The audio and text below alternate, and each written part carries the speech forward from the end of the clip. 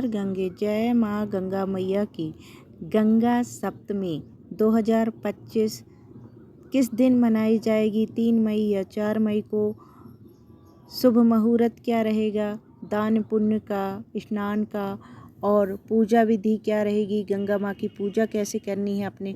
अगर आप गंगा स्नान करने गंगा नदी नहीं जा सकते, नर्मदा नदी या किसी भी नदी पवित्र स्थान पर नहीं जा सकते हैं, तो अपने घर पर ही कैसे आप गंगा माँ की पूजा कर सकते हैं और घर बैठे ही पुण्य फल लाभ उठा सकते हैं। उसके लिए आपको वीडियो में अंत तक बने रहना है और सारी जानकारी नोट कर लीजिए कि शुभ मुहूर्त पूजा पाठ का, दान पुण्य का क्या रहेगा। तो चलिए जानते हैं आज का शुभ मुहूर्त।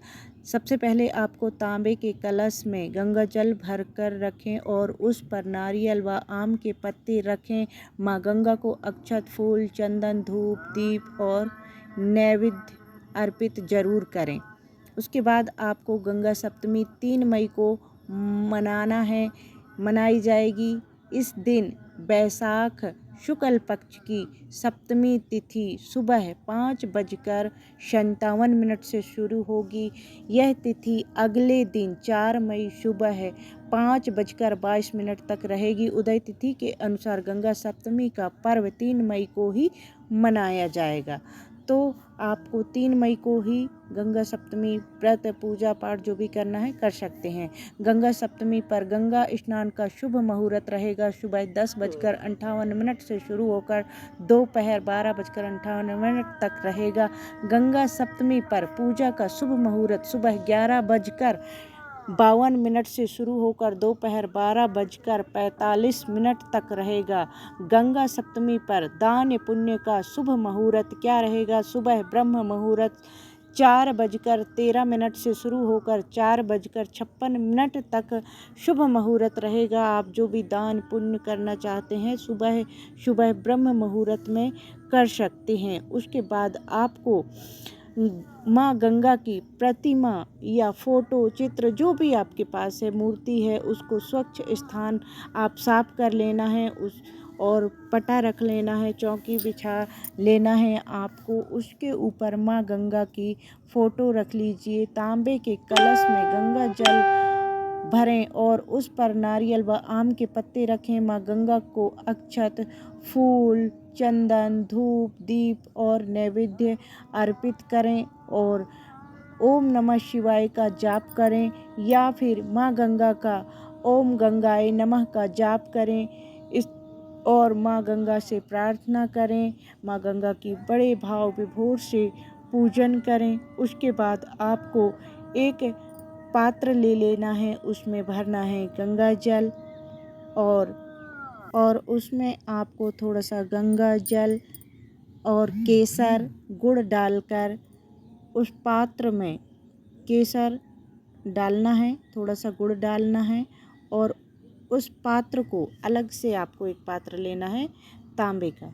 उसमें इसे घर के उत्तर पूर्व कोने में रखकर आइए और फिर माँ गंगा के सामने बैठकर ओम श्रीम ह्रीम क्लीम महालक्ष्मी नमः इस मंत्र का आप 108 बार जाप करें। इस उपाय को करने से धन धान्य में समृद्धि वृद्धि होती है। गंगा जल में काले तिल मिलाकर शिवलिंग पर अगर आप अभिषेक करें और ओम नमः शिवाय मंत्र का 108 बार जाप करें, इस उपाय को करने से आपको कर्ज से मुक्ति मिलेगी। ये उपाय आपको अवश्य करना है। गंगा जल में कपूर डालकर पूरे घर में छिड़काव करें। मुख्य द्वार पर गंगा जल से 7 बार घड़ी की उल्टी दिशा में घुमाते हुए आपको इस उपाय को करें।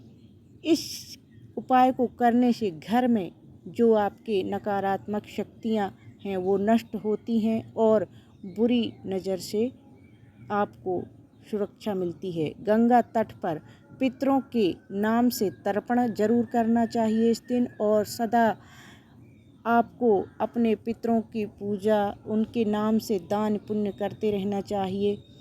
इस उपाय को करने से आपको जीवन में जो भी बाधाएं आ रही हैं वो दूर होंगी, आपके पितृ शांत होंगे, खुश होंगे।